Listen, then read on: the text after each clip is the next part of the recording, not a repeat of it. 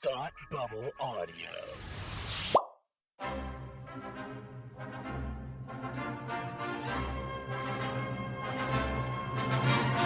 Look, up in the sky! You will never find the more wretched hive of scum and villainy. Welcome to Beer with Geeks with Tim and Frank.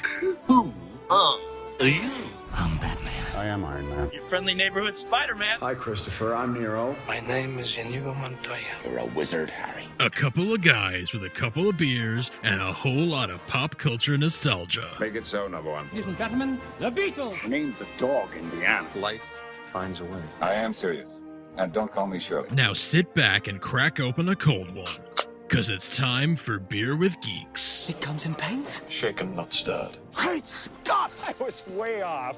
I knew it started with an S, though. Hi, and welcome to Beer with Geeks, where two geeks geek out with beer. I'm Tim, and with me, as always, is my man who likes to get nuts. It's Frank. Yes, and get nuts we did. Hello, bud. How you doing? I'm good. I did not get nuts. I'm allergic. Oh, I'm not getting. Actually, that's not true. My daughter is. I am not. Is she really? Huh? I didn't know that. Yeah. But there you go. Yeah. So, but anyway, yeah, Frank, you're here to get nuts. I'm here to get nuts. But first, before we do that, please tell me what you're drinking today. Let's get beer nuts. I am drinking a New Belgium Voodoo Ranger Imperial IPA. Ooh, I thought all that sounds good. Yeah. I got the Voodoo Ranger variety pack a while back, and so it was all of their various Voodoo Ranger IPAs. I think I drank one a few weeks back, and now I've got the Imperial IPA, and I've still got one more in the fridge that I'll pull out one of these weeks. But it is a really nice, a bit heavy, but a nice Imperial IPA that I enjoy. It's a nice, like, if you're gonna have one beer to sip and enjoy for a while you talk about, say, a comic book movie with your good friend, this is the one to sip on. On a scale of Captain Nita to Emperor Palpatine, how Imperial is it? Apology accepted. That's great. That is Admiral Piet somewhere. I'd say it's a Piet. Mm-hmm. Yeah, all right. Good. Yeah, excellent. We're here today to talk about. Wait, what are you drinking? Oh gosh, yeah. I'm drinking a High Noon Tequila Seltzer. Ooh, yeah. Yeah, truthfully, I forgot. So I have a fridge in my office. Sounds fancier than it is. It's my wife's fridge from college. But I forgot I had some in there, and I opened the door to get a beer, and I was like, "Hello, Tequila Seltzer. How are you today?" So I'm drinking a Passionfruit Tequila Seltzer today. Nice. So good. 100 calories. Wonderful. Lovely. Sounds delightful. Yeah, they really are excellent. I love them so much. But anyway, we're here to get nuts. We're here to talk about DC's latest outing into their DC EU, hard to say. Snyderverse. Let's just yeah, I guess it is, and it's not. It's like it's the version of events that he started, but it's so far branched away. Yeah. It really just happens to happenstantially involve the same actors. Right. Yeah, sure. Yeah. Pretty much. So we're here to talk The Flash. We'll talk non-spoilers first, and then we'll go spoilers. Frank, what did you think? It was okay. It was the movie. It was all right. Okay, so but here's our rating system. Would this movie have killed in 1996, or is it better than that? I mean, yeah, it would have killed in 1996. No, not better than that. But yeah, it would have killed in 1996 for sure. But like, most of these movies would have killed in 1996, I guess. Sure. But yeah, I think it definitely would have. I mean, just the idea, having multiverse stuff and having all these heroes teaming up and heroes that appeared in other movies and all that kind of thing. Like Affleck, even just Affleck and Ezra Miller on screen together would be enough to get people excited, 30 years ago. Yeah. Well, I guess I'll rephrase my question. Is this the best movie that I saw in 1996, or is it better than that? Like, is it better than a run of the mill superhero movie, or action movie, or does it exceed anything? I don't think it exceeds anything. Personally, I don't think it exceeds a single expectation. No, I agree with you. It's pretty leveled, and that is to say, it's not a bad movie. Like, I don't think by any stretch. I think there's like good character development. I like the story. Some really wonky CG. We should talk about that in a bit. Yeah, the movie was made. Michael Keaton was announced for early into quarantine. That's coming back. The movie's been on the shelf for like 2 years. Yeah, it's like a 2-year-old movie, and CG does not age well. Period. Yeah, the director claims they did that on purpose. That they wanted to give it an otherworldly look, and that in the Speed Force. Let's talk about that in the spoilers, because what some of it needs to. Yes. Some of it's spoilery, but I thought it was fine. Nothing offended me. I thought actually that the growth of Ezra Miller's Barry Allen was quite good. Like, where he was in Justice League to where he is now, I find him a more recognizable Barry Allen. Maybe not necessarily with the one I'm used to, or the characterization that I can fully get behind as like, oh yeah, that's definitely agreed. Allen. But Barry has matured and has grown and is like worthy of being a member of the Justice League and everything else. I think so. And I think that's an early part of the story, right? Like he feels like he's like cleanup, and he hasn't really like not had an adventure on his own, but he hasn't really led anything on his own. Yeah. Well, he says he feels like Batman's janitor, right? Like, right. Yeah. And I like that kind of by the end of the movie, he is kind of leading his own adventure, right? He quite literally himself. He's leading himself. So I think like thematically, the movie's like pretty strong. Like, it works. I found like the majority of the cast like also strong. Like, there really wasn't like, oh my gosh, why in God's name are you here? And why were, you know what I mean? Like, no, for sure. As far as acting ability is concerned. But it just didn't do anything to wow me. Pretty much almost in any way. And so, well, that's not strictly speaking true. I actually thought the Batman content was very good. I swear to God, I thought you were going to say Batman costume, and I was like gonna just drop my mic and leave. No, the costume was so good. The great costumes. Actually, I very much enjoyed Flash's costume. I thought, it really like shone really well on screen. No, I thought the Batman content was very good. Yes. I thought like both characterizations of Batman, both Ben Affleck's Batman and Michael Keaton's Batman, were good. Like, they were recognizably themselves, also evolved as characters. But like, it's interesting because I'm watching two different Bruce Waynes and two different Batmans at different points in the movie, but they're both absolutely recognizably Batman. Like, they have a good undercurrent of what that character is, but the style in which they are delivered is actually different within the same movie. It's actually really challenging if you think about it. Yeah, it's true. It's true. Yeah. All of that together to both of them to feel authentic. Yeah. It takes a lot of intentionality to write the same character two different ways and to two different actors' strengths and their different interpretations. It is. And where their characters are in their own personal in their journey, in their personal journey. Yeah. Because Affleck's is like, he has been through like, the Dark Knight, and he's coming out on the other end, and that's like showcased through him acting during the day, and he's wearing blue and gray instead of black and gray. And like, he's smiling and making jokes and like all this stuff, which is all recognizably Batman, but he's like comfortable in himself. Yeah. You have not seen from his character in several movies. And then you have, Keaton's Batman that's, had been, retired for some time. It's not really a spoiler. But he was retired for a little bit and getting back in the game, but like, he's he like is back in the game, like not pretty easily, but he's like, all right, let's do this. Like, there's no, oh, my legs hurt, I'm so tired. Right. Like, I've still got this. I'm amazing. Like, and I just like really appreciated both of those versions. Yes. Yeah. Anything else you want to say non-spoilery?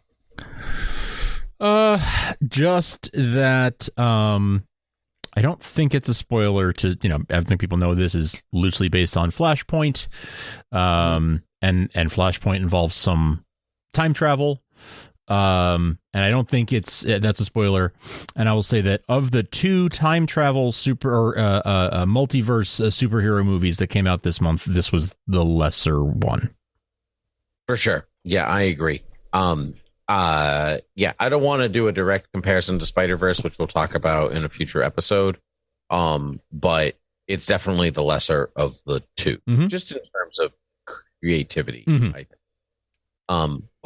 But to be in fairness to The Flash, it's really a time travel movie. It's not really a multiverse movie until a particular point. Yeah. Where it goes in that direction. But most of the movie is time travel. Yeah. It's more Back to the Future than not. Yes. Yeah. So yeah, I guess it depends on how you read the multiverse. Yes. Right? But anyway, well, let's talk spoilers. Let's talk spoilers. Let's talk Eric Stoltz. So yeah, Eric Stoltz. I thought that was a great joke. That was a great bit. Eric Stoltz is the why are you saying Eric Stoltz is the lead in Back to the Future? So as far as like Barry's like arc is concerned in this movie, I liked it very much. Like I very much enjoy the like. It really is personal. Like it is about him, his relationship with his mom, him helping his dad, and all about like the tragedy that forms him. And that's why, like, I don't think Snyder intended this when like Batman paired up with the Flash, like in Justice League, but like that's a really nice common connectivity between them, and the movie actually utilizes this. Yeah, it does. Yeah, and twice really, two versions of Batman, and so I like that very much, and that he learns about coping with grief in 2 different ways from 2 different mentor versions of the same character. Yeah, because like Affleck's Bruce is like, like yes, I like had this tragedy, but like, look at where that's gotten me and like all this stuff. So like, and then I think it's Keaton that says, like you can't let the tragedy completely define you. Right. And so like, and then you get this dark Flash, right. Which is the younger Barry Allen character who just like basically becomes exactly what both Batman are warning against. Yeah. But because he didn't hear that, he never heard that information, or he never heard that advice from either ones. He doesn't get like he only gets the tragedy. He doesn't get the lesson that comes with it. Sure. Very interesting. It's like I said, like on reflection, the movie's really well written because it doesn't like flat out tell you any of those things. Like, and that's what I like. I had to like have this conversation with you to piece them together. I'd rather have than the movie. Yeah. Have Ezra Miller turn to camera and be like, oh, it's like this. And right. Totally. Yes. Yeah. Anyway, you say some words. Well, yeah, I agree with all of that. I feel like, I feel like the story starts to, and this is kind of inevitable with time travel stories, things start to feel self-contradictory. Things start to, the more you poke holes at it, the more you can find, plot holes and things that don't quite add up. Like, I really like the spaghetti analogy for how timelines get formed. Me too. Right? I thought it was great. I also kind of love that it's like, I loved that it was Michael Keaton's Batman that kind of talks about it, because we have in those 30 years that, like, things are happening because like last we left you got shot at by some rockets on top of Penguin. So your version of your world of Batman is crazy. Yes. Like, you got a wild ride ahead of you. So I thought it's actually one of the, out of all of these different multiverse things that we've been thrown for the last couple of years, right? Between Arrowverse and Loki and other stuff in the MCU and like all these like different versions of them talking about the multiverse, Spaghetti makes a lot of sense. Like the lines it's a mess, but the lines do come into contact with one another. Sure. Points that will kind of always happen to branch into other things. Yes. So interesting that this movie was made 2 years ago, but like Spider-Verse has a very similar version. Extremely similar premise. I just found fascinating that like two movies made pretty independently from each other. This one should have come out 2 years ago. Mm-hmm. And it technically got there first, but got there second, which is just wild. It's wild to me. So much for the fastest man alive. Am I right? Yeah, you right, baby. You right. But so I liked that analogy. I really, really liked that analogy. I thought that was one of the more clever explanations of that kind of thing that I've seen in all the various time travel things that I've watched. And he explains that, it's not linear. You can't go back in your own timeline and change something and then expect it to sort of linearly just pan out. Like, you're not just going to affect that one thing. You're going to affect lots of things. You're creating new timelines, yada, yada. And yet at the end of the movie, yes, he realizes that he has to let his mom go. And he puts the tomatoes back on the shelf or whatever. But then he moves them to the upper shelf so that his dad's face will be visible in the surveillance footage, right? So he's still changing something in his own timeline. But that results in George Clooney being Bruce Wayne. Yes, that's true. That is true. Yes. So like it actually does affect, I suppose it actually does affect. There is a butterfly effect there, just a less severe one, I guess. Yeah. It doesn't bring Zod. No, it doesn't. Yeah. No. Did you like that or not like that? I liked that yes, I liked that. Because it feels like if you're gonna go to it was like the most high production value or highest budget way to like do a callback to something, like call back to the movie that started this sort of self-contained universe, right? And actually have cast members come back and reenact so much of what they did the first time around. I just wish Michael Shannon cared. Oh my gosh, right? It was the least, and he's a fantastic, I think he's one of the greatest actors totally working today. Sure. But he was just like, great, you're paying me how much? Fantastic. Yeah. Okay. I'll put the suit back on. I saw a little interview with him where he was like, this movie did, like, working on The Flash did not give me much fulfillment. Yes. And I'm like, did you watch it? You're like, well, obviously. Clearly. Yeah. Yeah. I mean, like, he is basically there to progress the plot forward. Like, yeah. Because, like, his motivation is no different than it was. He's kind of an NPC. Oh, absolutely. That's exactly what he is. Yeah. And so, but I guess, like, I mean, but also, like, he was the best part, arguably, I think the best part of Man of Steel, like, or one of them. So, like, it was great to see him and like in like do a different form, like in it not being a different actor, but like this movie's not interested in him as an antagonist. That's right. He is purely there as set decoration. Yes. Now, speaking of NPCs and speaking of video games, oh my gosh, so many PlayStation 2 cutscenes in this movie. You're talking about the babies? Is that what the babies? The when they're in the Speed Force and you see the multiple Zods and the multiple Supergirls and all of that. All of them. Actually, even when there's lots of scenes, did you catch this? There's lots of scenes where the two Barrys are talking to each other and one of them has a computer face. One of them has a CG face. I actually didn't notice that. And they did it.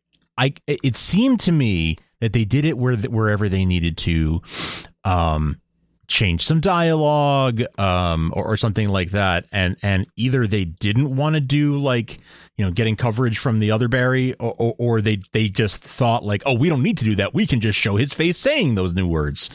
I don't know which it was, but there were a lot of moments where there's two Barrys and one of them is CG, and it was like very distracting every time it happened. It happened. I did not notice that at all, but I will look for it. Yeah, I heard some other folks mention it too, so I don't think I'm the only person that noticed it, but let me say, once you see it, it's like really distracting, just like the other CG people are very distractingly not human. Yeah, and the babies were so bizarre. They were. So Andy Muschietti said it, like, he came out and said, like, they wanted the Speed Force to be off-putting, like, so the version of the world Barry sees when he's moving very fast is very odd. Yeah. And so I have two things to say. That one, the CG, besides what you just mentioned, I found very good, apart from when there are like people's faces. Mm-hmm. So, like, him moving quickly and bat planes and like whatever. I found all of that good. No problems there. But it's just not good. Like, I call BS on what Andy Muschietti's. I call BS on that. I think that's he's saying that to defend the movie, and he'd be like, oh no, it's a stylistic choice. BS, man. I think that you did a bad job. I think you ran out of time or money or both, and you had to settle for what you could settle for. Because if that were true, then like the babies wouldn't look like that.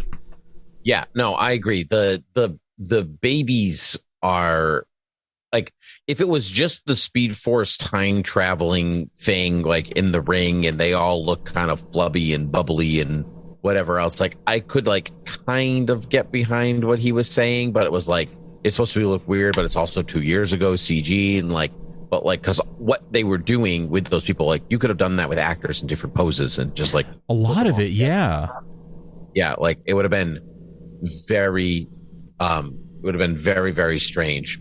That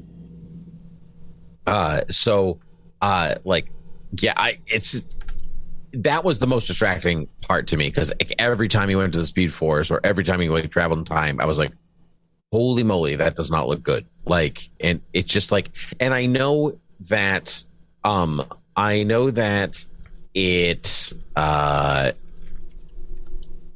could look better, but I also know that like it's just the aged CG in some way, because like of a lot of those cameos that were mostly CG, those didn't look great either. No. Like, and so I thought those were even those odd choices. Like, there's a lot of footage. So like we can talk, I mean, spoilers. Yeah. So like, Christopher Reeve and Helen Slater show up as Superman, right? And like in Supergirl. But like there's tons of footage of them in movies together. Helen Slater, at least one. You telling me that you couldn't use the real footage of them overlaid? Like you had to make it computer generated. Yeah. Like none of that felt right to me. No, I get that. Look, faces are the hardest thing to do convincingly, right? Like absolutely no question about that. That's the hardest thing to do right. See Tarkin in Rogue One. But deep fakes are a thing. And that technology has existed for a few years now.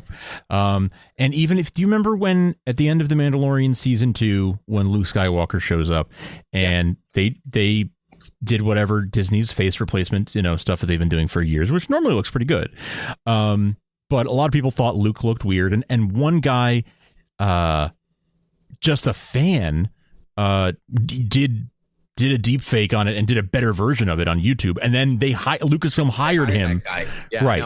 So that's existed for a couple of... He looked way better. Exactly. Yeah. He looked way better. And my point is that technology has existed since they were working on this. And I that's why I don't believe the like, oh, this was a choice. I think it's hard to do this well. And they didn't do it well. Either because of time or money or whatever. Some of it is because it's from 2 years ago. Some of it, but not all of it. Right. Yeah. Right. And I think like they were working through COVID and like this, you know, like some of that stuff. And so like they shelved the movie for 2 years, but they're like, you know, there was like the way that companies were working were rushed and it was tough and like, you know, and, you know, so like, yeah, you know, I'm giving as allowances as much as allowances as I can in some places, just knowing that, because I do think that the story overall is like better than the defects of its weird flubby babies. Yeah, no, the weird flubby babies were not. Yeah, didn't outweigh the story, but they were pretty close. They were pretty bad. Pretty bad. Pretty bad. And I don't say that about like most things. Like it has to be really bad for me to pinpoint it like that. But, yeah. But let's talk about those cameos. Yeah. Oh, okay. Yeah, that's good.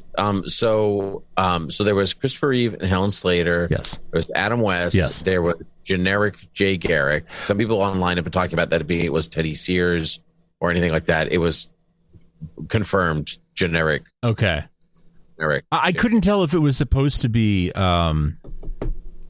Jay Garrick from TV, whose name I'm blanking on. No, right decidedly no TV. John Wesley Shipp. John Wesley Shipp. I couldn't tell if it was supposed to be, but didn't quite look like him, or definitely not any of them. Okay, yeah.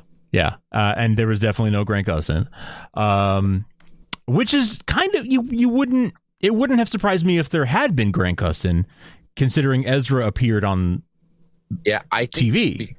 I think they were trying to separate themselves. Yes, very much so. I think in some ways they were trying to do that because, like, so if you acknowledge the Arrowverse in the main DCU, you then in some ways have to acknowledge that they already did Crisis on Infinite Right. Earths. That's true. Yeah. Like that event already happened. Sure. Across the multiverse, like all this stuff. So I think like you just like you can't do that. Sure. Like that's valid. Especially now that the Arrowverse is over. I think they were kind of looking forward. Yeah, being like, sure. Not gonna work like that. And there's no nostalgia there, right? Like these were all the reason for most of these was for the nostalgia. That's why you have Christopher George Reeves. They gave me George Reeves. I never would have thought I would see George Reeves. I thought that was awesome. That was so cool. Most people were not talking about that one, and I thought that was great. That was so cool. I bet a lot of people didn't know who that was, but sure. Because that's nostalgia for a generation that's mostly passed on or not watching these movies, but that thrilled the hell out of me. And then Christopher Reeve, Helen Slater. I loved. Okay, the second I saw that spider, the second I saw the Thanagarian snare beast, I was like, spider. I was like, no. And I was seeing the movie with a friend, and I was freaking out when I saw the spider, and he didn't know why I was freaking out yet. And then he saw Nicolas Cage, and he's like, what? It was just, it's pretty amazing. Yeah, I saw an interview. I sent it to you. That Andy Muschietти, they got Nicolas Cage in to actually come in and film himself in a suit that was like recreated for him by the original costume designer. Like they went all out on it, and like I feel like we said this to each other in a thread, but like you can tell like he looked better than the rest of them. He did. It was like glossy to like almost like match the others CG. And I think that's why they did. I think that's why they did that, because it would probably look too jarring to see all these CG people and then this very obviously practical, real Nicolas Cage. So I guess that's probably why they decided to overlay CG over. But when I saw him, I thought, oh, okay, he's like the only one of these people who's like, not the only one who's still alive, but one of the few who's still alive. Maybe they had him come in and do, motion capture or something, because it was clear that it looked different than the rest. Yeah, wore a suit and everything. Mm-hmm. And actually, seeing it actually in live action, not just him in the pictures or in the hotel room doing a costume fitting or anything like that. Seeing it in action. Seeing it, I was like, damn, that would have been good. Like, that's a cool suit. Good. Like, yeah, it was like, Nicolas Cage, but like at the same time, I was like, that looks cool. Like, I want to watch that movie. I still want to watch that movie. Yeah. It would have been weird, but it would have been cool. That's the one. As much as I think the CG was pretty bad in a lot of cases, I think it makes sense to have him match everybody else, right? It'd be Me too. Yeah. I found it the CG part of it odd, just because there is so much footage of all the people that they totally showed, and so like it was just strange to make them fake. But you like, I don't know. Yeah, I'm sure there was a reason for it, but maybe it was not even a good reason. But like, it just feels like it's probably a creative choice of just like, oh, wouldn't it be cool if we could bring, the other, like, everything in the Speed Force is already fake. Yeah, and so to go from like those fake multiple versions to then like real flashes of the multiverse to then like go back, I don't know, very strange. The only thing about the cameos that I really didn't like is that they were all like I don't know, just like not so far of the past, but it was odd they were just Batman and Superman, but I understand that was because he was working with Supergirl and Batman. So like I understood why they were just showing us those. And also like you have very limited choices. It's true for footage. Like, we're going to show us Green Lantern, right? C special, like so not going to show us Ryan Reynolds, that's for sure. Right. Yeah, exactly. So I don't know. It just was kind of like, it just kind of felt empty, I guess, to me. Sure. But you could have done Linda Carter. You could have done, there's others that you could have done, but. Yeah. Right. Because Wonder Woman's in the movie. So like, exactly. People know who she is. Yes. Yeah. So she's shown up in almost all of them. Yeah. They're like, you want to wear do you want to wear this Wonder Woman costume in another cameo? Yeah, whatever. Why not? Like, I'll show up for like an afternoon, sure, and film this. So, and of course there was Clooney at the end, yes, which I loved, because I have always said that in a different world he'd have made a great Batman. Yeah, Bruce Wayne. He was a good Bruce Wayne. He really was. He was a good Bruce Wayne. So I love that. I did too. Yeah. Yes. Tim Morrison. Like that. Yeah, is your wife the queen of the seas, the seven seas? Shut up. Not quite. Is Arthur there? Yeah. He's a dog. Man. It was so good. I love that. What did you think of the Aquaman cameo at the end? Actually, it was fine. I mean, it was pointless. It was cute. It was funny. It would have been. I think a lot of people felt disappointed or let down by it, because often these post-credit scenes are something important. We've been sort of given that expectation now over the last like 15 years. Maybe if there had been like a mid-credits that was significant, and then the post-credits was something just a throwaway, it wouldn't have landed so poorly for people. But the fact that you wait through the credits and there's nothing until the very end, and then it's just a joke. Yeah. I don't know. I knew not to. You had mentioned like, oh yeah, stick around for the end post credits, but don't get your hopes up. So I wasn't let down by it. But I could see feeling otherwise if I hadn't had the heads up. I agree. Two things before we take off we haven't really talked about. We've actually not talked about Sasha Cale's call. I thought she was fine. She was good. Like, she's like not given tons to do. Yeah. She's not given tons to do, and she wasn't given a recognizable version of Supergirl that I know. You know what I mean? It wasn't really Kara from any media that I've seen her in. So she was 100% the Snyderverse Kara. Yeah, she was her own thing, right? And I thought she was very, very good at that thing. Yeah, she was good. She was actually a very compelling performer. Yeah, she is. I know the movie had three different endings at different points, right? So right, that like it was one version where Bruce calls at the courthouse and it's Supergirl and Michael Keaton that get out of the car, and then there's another one with that, but also with Henry Cavill and Gal Gadot at the courthouse as well. And then we got the version of this one because everything's kind of shifting away from those actors. which is fine. It did kind of feel weirdly empty that like you're introduced to this version of Supergirl and then you're reintroduced to Michael Keaton or whatever else, and then that's it. They just like they die. Right. Yeah. Yeah. The end. There is a I don't know. There's something about that I kind of like that it's not like wishy-washy. It sort of like picks a direction and sticks with it. You know what I mean? Like it takes a certain kind of, I hesitate to say courage, but that's the best word I can think of. It takes a certain kind of courage to sort of like introduce these characters and then kill them in the same movie. Yeah, no, that's actually quite true. I can get behind that. But I mean, like, obviously that wasn't the real intention initially, but not bad. And then we haven't really talked about Michael Keaton's return really at all, apart from like here, just a little bits here and there. But did you have the feels? Did you have? I did. Seeing the Batcave, seeing all of the Batmobiles, and seeing him back in the suit, back in the Batcave. Oh, it really did. It really did. Hearing him say, "I'm Batman." I mean, yeah, sure, it was in the trailer and stuff, but like, still, it did give me the feels. It did give me the feels, and I really enjoyed not just him and not just his performance, though those were the main things I enjoyed about him being back.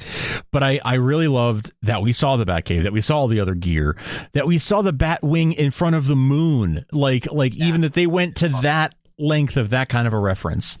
So fun. Like, so many little things that were fan service but not overt. Yeah, I agree. There was even some other little fan servicey things that for Batman 89 that I can't remember off the top of my head now, but I remember going, oh, that was good. That was cute. That was even just like the library, like it being the library. Yeah. You know? It's not like, oh, here's the exterior of the house, but it doesn't look like anything like the interior. You're like, no, that's it. That's the library. That is it. And the cave is pretty close. Like, if anything, they just expanded it out. Yes. Reflective of like a traditional bat cave. But it was cool to like see him like updated almost in some way, like not restricted by like, I don't know, MS DOS or something. Yeah, like right. Like it's not like he stopped progressing in 1992. Right. Yeah. No. Like he just kept going. I did see an interview with Mr. Kelly, Mr. Kelly, where he was talking about like what was interesting to him is the progression of the character. Like he didn't want him just to be there. Like, oh yeah, you haven't seen me in 30 years, but I'm exactly the same. Yeah. He wanted character growth, but it to make sense for this version of Batman, for like everything. And he said it didn't make the movie because of time, but there is a scene that will be on the release of like why he stopped being Batman. And so because that's like the film's favorite thing about Batman is like, oh, he's older. Well, obviously he stopped being Batman. Right. Yeah. Obviously he grew his hair out and he looks terrible and he like stopped being Batman. I felt like, oh, he grew his hair out because you want to hide his face. Like it was like filmed in the way to like, oh, who is that? Like that's like how they wanted it to. Sure. But what I kind of liked, because I don't like retired Batman. It's like, yes, I get it. He's retired. It's kind of a trope at this point. Oh my gosh. Yeah. I don't care for it, but I do like it's like weirdly optimistic of him to be like, Gotham's one of the safest places. Like I did. Yeah. What I do.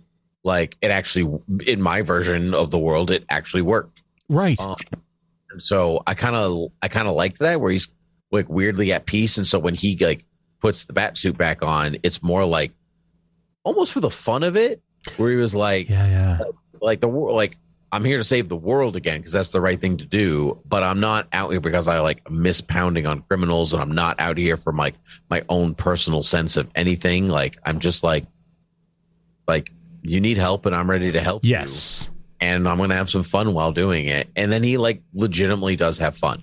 Like, like, where's your parachute? Lots of smile. Like, yeah, totally into it. And even when he dies, like, I think it doesn't say it, but I got Dark Knight Returns vibes where he was like, this is a good death. Like, this is not alone in the mansion, but going out in a blaze of glory. Yeah. Could have, like, this was good. So I just really liked the characterization. I felt a little cheated. The Batmobile doesn't do anything. It's like literally there and like sure, yeah. It's like the Batmobile, and it's not gonna drive anywhere at all. But that's okay. What are you gonna do? The plane spins though. Plane spinning was really cool. I did enjoy the plane spinning. Did like that. Yeah, I was like, that's smart. That was cool. That was very cool. It's got 3 seats in it, so like in your own way, you could be like, it started as a 1-seater, and by the time he's 30 years later, it's got 3 seats in it. So like, who else was in there? Like, you know what I mean? That's fun. Gotta like, think Robin and Batgirl. I gotta think. Yeah, so it's good stuff. But yeah, I mean, he was my favorite part. But I mean, I kind of knew he was going to be my favorite part. Yeah, I mean, yeah, I was just, I was nervous that like it wasn't going to work out the way that I wanted it to in my mind, and it did. Though it was great. He was great. He was great. He kicked butt better than he did 30 years ago. Mm-hmm. And I truly believed that Michael Keaton could do it. Yes. What I found the most intriguing part about it, like he just carries himself in a way that you're like, I believe this man could still do this. Yes. Yes. Yeah. In a way that I didn't even believe that 30-year-old Christian Bale could do. Yeah. Right. You know, at the end of the day, when you really take a step back and think about the environments that you saw Michael Keaton's Batman in his 2 films, and then think about that they extended his story out to where he's fighting against Zod. You know what I mean? Like he's in this Art Deco version of Gotham, and he's fighting the Joker, and he's fighting the Penguin, and it's all this, you know, Tim Burton funhouse mirror stuff, and then it becomes sci-fi 30 years later, where he's fighting Zod and taking multiple different approaches to do it, and like so cool, so cool. So very cool. You know what? Actually, it's almost like the progression of comics in some way. Where it totally starts out like those first 2 movies is totally like Detective Comics 27, total gangster vibes and all that stuff, and then it's Batman practically in space. Yeah, it's cool. I dug it straight through. Last thing, Dark Flash. We kind of talked about it. Did you see it coming?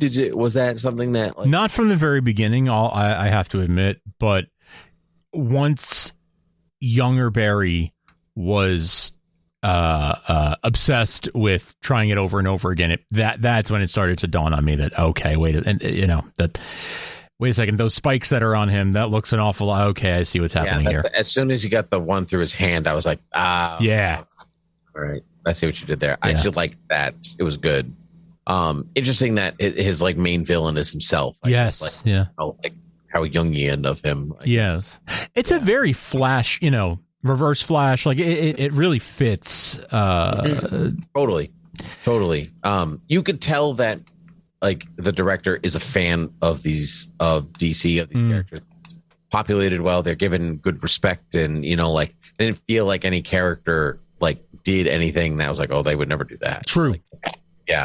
So I liked it. Yeah. I also really liked that the movie actually made fun of the way that Ezra Miller runs as the Flash. Yes. Like at one point, I was like, "Thank you." That was great. That was very funny. It's good. Yeah, that was good. The one thing that was kind of nagging at me is that they never addressed who kills Barry's mom. Actually, so director said that it's definitely Reverse Flash. It's just that they.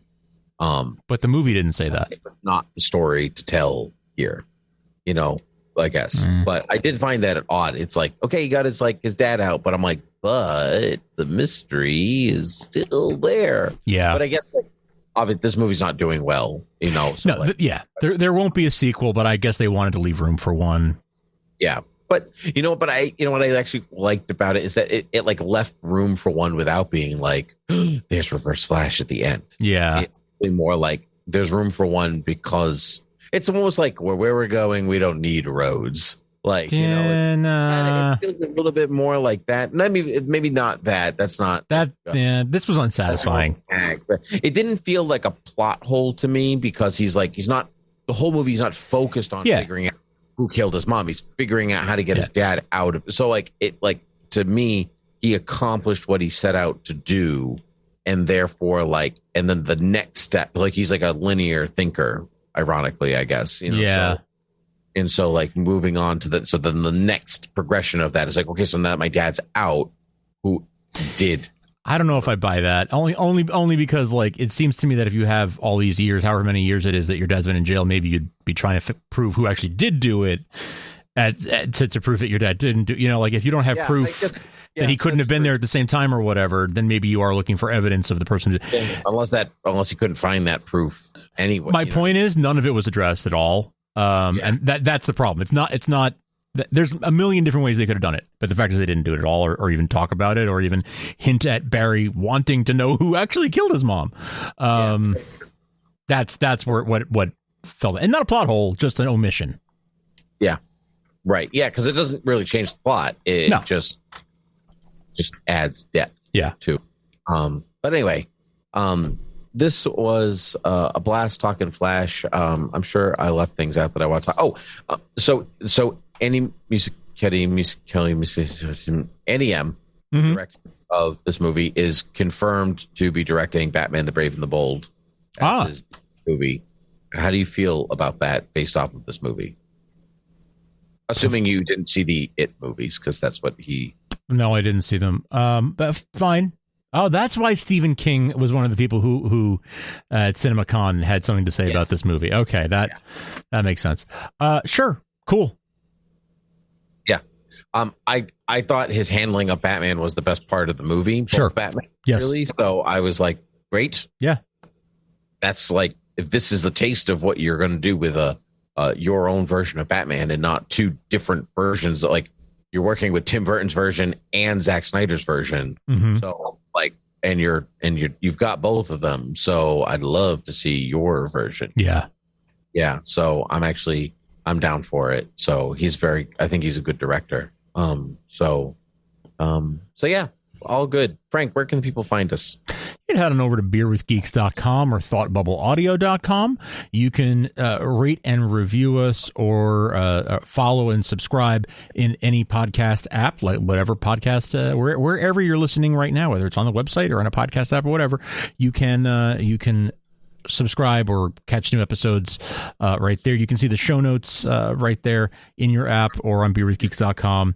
And you can always get in touch with us by leaving us a rating or a review, or email us at beerwithgeeks@gmail.com. Great. Well, Frank, always a pleasure to talk to you about all things nerdy. So until next time, cheers. Cheers.